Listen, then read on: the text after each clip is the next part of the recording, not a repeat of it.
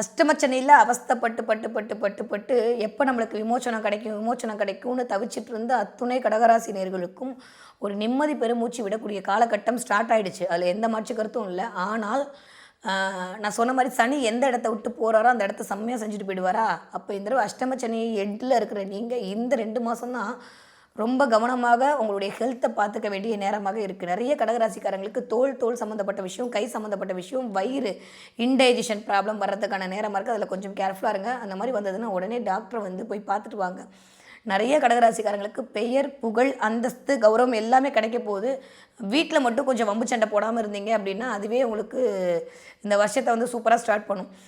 இது வரைக்கும் ஒரு மாதிரி 7.5 சனி இனிமேல் தான் முடிஞ்சிருச்சே, இனிமேல் நான் பண்ணுறதெல்லாம் சூப்பர் தான் அப்படின்னு சொல்லிட்டு கடகராசி வரங்க அப்படியே காலரை தூக்கி விட்டு நடக்கலாம்னு நினைக்கும் போது தான் 2 மாதம் இருக்கேன்ல வெயிட் பண்ணு அப்படின்னு சொல்லி சனி ஏதாவது ஒரு புள்ளியை வைப்பார்.